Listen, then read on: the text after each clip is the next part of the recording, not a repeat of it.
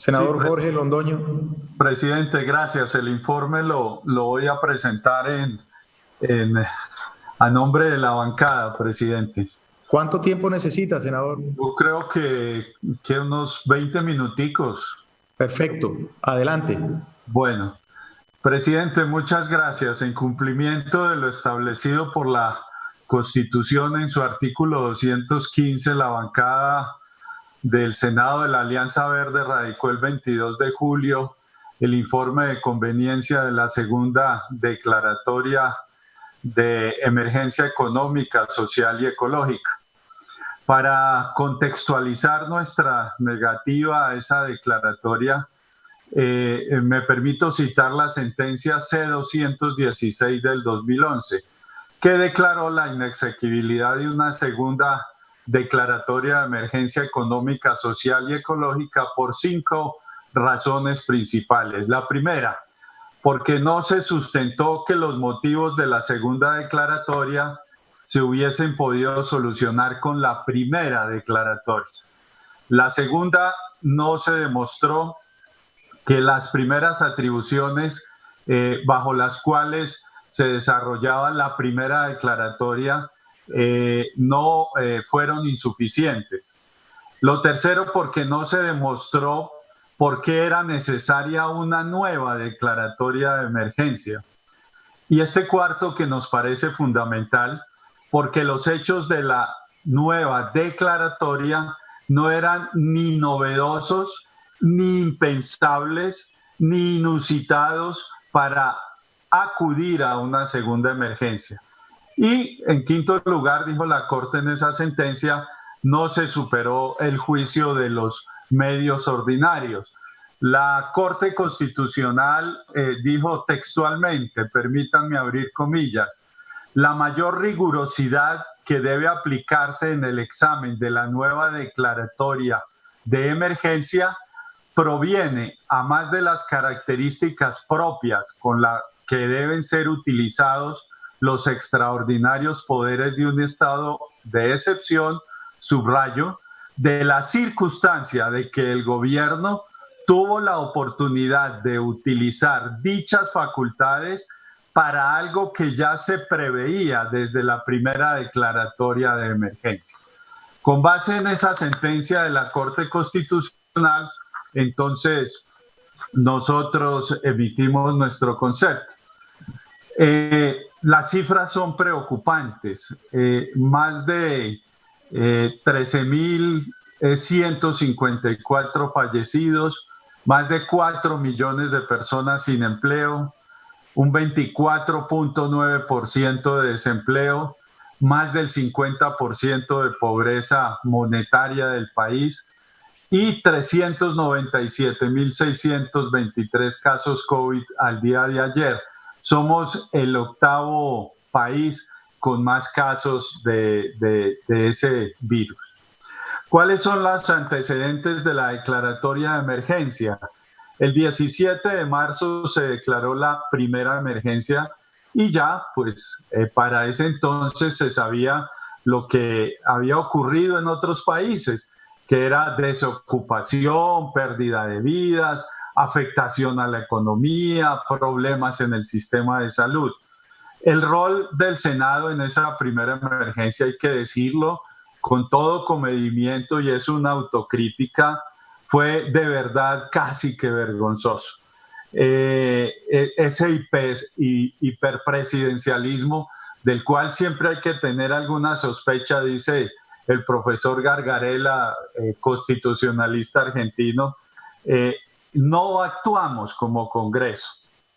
Tuvimos que pedir permiso, algo que la Corte Constitucional en su sentencia reprocha, para sesionar, cuando nosotros lo podíamos hacer autónomamente. A pesar de que desde la bancada verde solicitamos una metodología para que se estudiara ese estado de emergencia y los 70 decretos que allí se emitieron, no fue tenido en cuenta por la mesa directiva y ni siquiera se nos contestó la solicitud formal y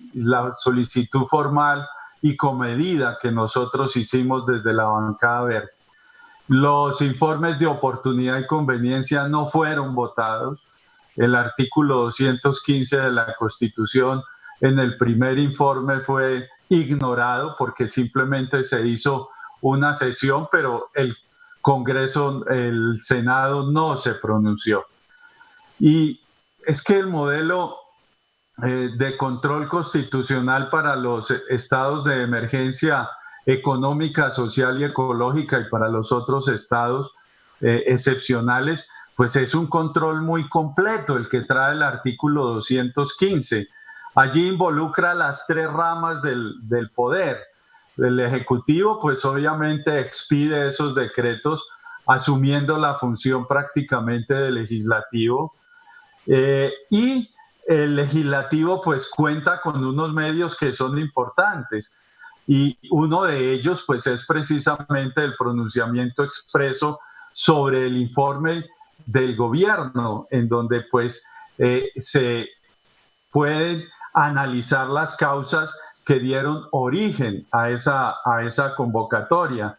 Y otra posibilidad que nosotros tenemos como Congreso y en las cuales también hemos sido reiterativos, y es que nosotros podemos derogar, modificar o adicionar esos decretos. Esa es una facultad que nos da la Constitución para poder amainar un poco, insisto, ese hiperpresidencialismo.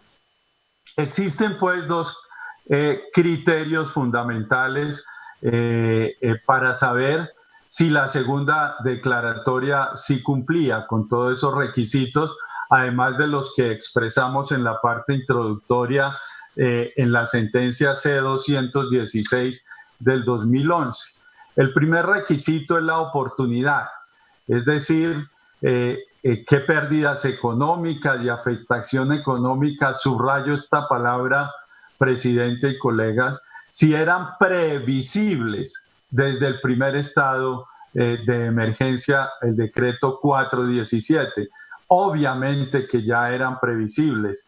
No solo teníamos referente de lo que había sucedido en otros países donde criptotípicamente se podía estudiar la situación nuestra, sino que además desde esa primera emergencia diferentes bancadas solicitamos al Ejecutivo muchas de las medidas que no quiso tomar durante esa primera emergencia y que las está tomando durante la segunda emergencia. Un ejemplo, de la primera emergencia, recuerden ustedes que solicitamos ingentemente, suplicamos que se diera un plazo para que se presentaran los planes de desarrollo de las entidades territoriales. Y no se quiso hacer caso, pero sí fue una de las razones para convocar a la segunda emergencia. La conveniencia. Creemos que esta segunda emergencia, igual que muchas de las razones de la primera, corresponden a un paquete de medidas que no responden a las necesidades de la población.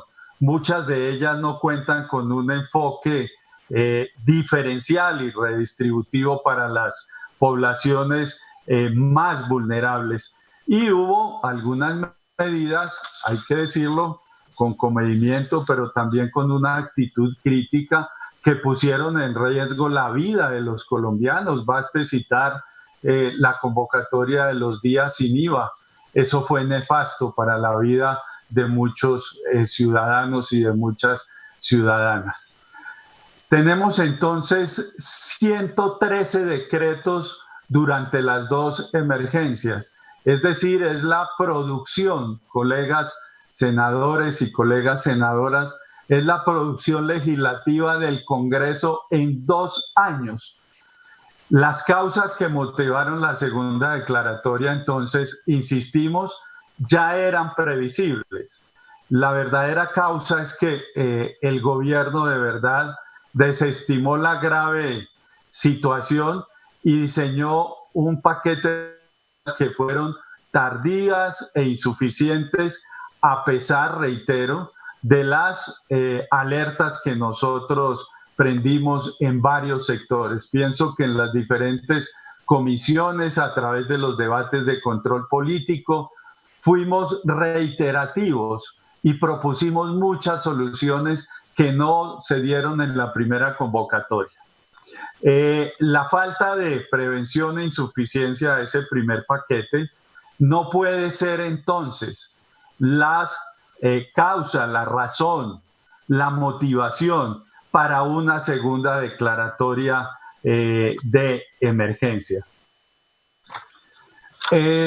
Miremos algunos decretos legislativos por sector. Es donde podemos nosotros más o menos identificar cómo la declaratoria no está dirigida sustancialmente a los sectores que más lo necesitan. Decretos tributarios y financieros fueron 17, de trabajo y de pensiones 8, mercantil y empresarial 4, justicia y democracia 3, educación 2, y escuchen bien, de salud, agro, minero energético, cultura, vivienda, transporte y TICS, un sector tan importante en esta pandemia como el de salud y el agro, quizá los 3 más importantes, solamente hubo un decreto. Miremos el de protección de empleos. Fueron medidas importantes, se reconocen, pero fueron bastante inoportunas, fueron tardías. Ya se habían perdido miles de empleos y lo que se adjudicó para poder amainar un poco el efecto de la pandemia en ese sector fue solamente el 40% del salario mínimo. Según el estudio que ampliamente conocido del Observatorio Fiscal de la Universidad Javeriana, se plantea que el FOME tenía los recursos para haber sido invertidos en estos sectores. Miremos el concepto de democracia, transparencia y participación. Según este mismo estudio, y es un estudio de la Universidad Javeriana, la transparencia en el uso de los recursos para atender la emergencia no ha sido la mejor. No porque se pueda decir o identificar que se han robado, no, los recursos no, sino porque cuando no se da la comunicación y cuando se da la posibilidad de acceso a todos los documentos, pues ahí hay una falta de transparencia. Dice el informe, abro comillas, es difícil conocer la magnitud concreta de los recursos efectivamente destinados para la atención, ya que no hay cuentas claras con respecto a cómo se han utilizado y sobre todo que hay una ausencia total de un plan concreto de gasto peso por peso de esos billonarios recursos. Los contratos firmados por el Ministerio de Hacienda y otras entidades es del 2.7 billones de pesos, o sea, el 0.25% del PIB. Y los traslados del FOME, dice ese informe, a otras fuentes, a diferentes entidades del gobierno, son de 3.9 billones de pesos, es decir, solamente el 0.37 del PIB. En el sector mercantil vemos, por ejemplo, decretos que trataron de solucionar los problemas de arrendamiento y en la segunda declaratoria esos decretos reprodujeron los que había en el primer decreto, es decir, por ejemplo, falta de criterios diferenciales para arrendamientos de locales comerciales y para alojamientos para casas de habitación. Se propuso en esa época, por ejemplo, pagar cánones de arrendamiento de acuerdo a las ventas para proteger las MIPYMES y no fue posible. Lo que se planteó fue la salida más fácil y es que se entregaran los locales cuando los arrendatarios estuvieran a paz y salvo con los arrendadores.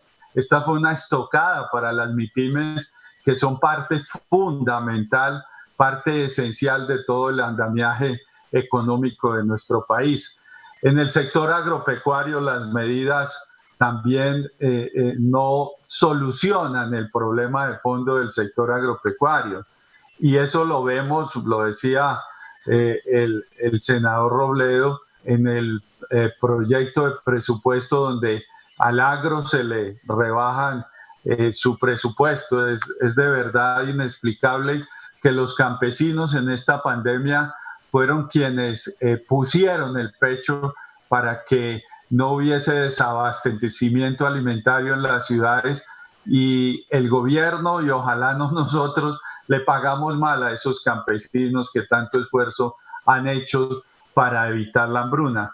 Pues bien, en este sector agropecuario se estableció, por ejemplo, la prima de servicios para el sector agropecuario, pero no se tuvo en cuenta que la prima presupone un patrono y en el campo hay muy pocos patronos. El campesino promedio, el campesino que vive de su pequeña parcela, pues no tiene patrono. Es decir, esta prima no pudo ser aplicada a la mayoría de nuestros campesinos.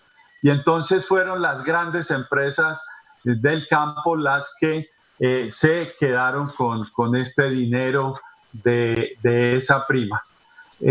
Los 3 días sin IVA, por ejemplo, en nada favorecieron al sector campesino, ni a los tenderos, ni a los pequeños supermercados. Es decir, fue una medida que en determinado momento no fue eficiente, efectiva y eficaz.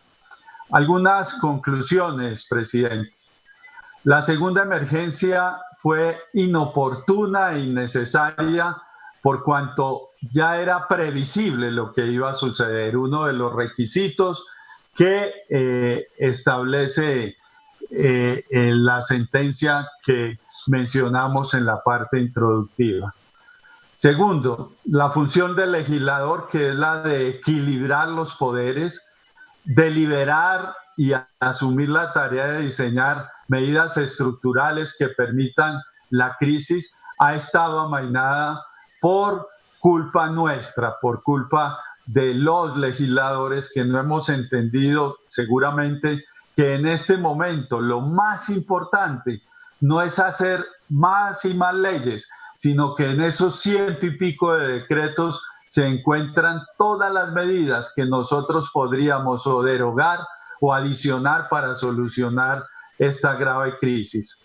Se debe ejercer obviamente un control político a los gastos del gobierno, pero el gobierno igualmente debe tener todos los sistemas de información para que nosotros podamos acceder a ellas. Si bien es cierto, la primera declaratoria fue conveniente, pensamos que la segunda no es conveniente porque no es oportuna y no cumple con los 5 requisitos que exige la Corte Constitucional. Como bancada hemos hecho llamados para advertir primero que no era necesario pedir permiso para que nosotros sesionáramos en los primeros días de la pandemia. Segundo, hemos propuesto soluciones para remediar la crisis, soluciones que en la mayoría de los casos no fueron atendidas, como por ejemplo las medidas del agro. La renta básica no fue suficientemente estudiada. Hemos insistido en que debemos asumir prioritariamente, y discúlpenos que seamos reiterativos, el estudio de los decretos de emergencia. Fue una carta que radicamos, presidente, el 26 de mayo. Y hemos estado dispuestos desde la bancada a trabajar unidos por esta Colombia del alma. Pero jamás se nos ha convocado pues para saber en torno a qué es que debemos estar unidos, y eso es lo que estamos esperando la gran mayoría de los colombianos. Terminaríamos, presidente, expresando lo que comenta un gran autor. No estamos en épocas de cambio, no estamos en épocas de cambio, estamos en un cambio de épocas, y eso será lo que deje esta pandemia. Yo soy un optimista moderado. y uno esperaría que la sociedad cambie, que el imaginario colectivo sea otro y que nosotros como clase dirigente igualmente tengamos la percepción y la sensibilidad para solucionar y amainar los sufrimientos de esas clases más vulnerables y necesitadas. De esta manera, presidente, entonces sustentamos nuestro voto negativo y de esta manera sustentamos el informe que hemos presentado respecto a que esta segunda declaratoria de emergencia económica, social y ecológica no era necesaria por cuanto desde la primera emergencia ya se hubiesen podido adoptar todas las medidas que eran necesarias para solucionar esta crisis. Gracias, presidente.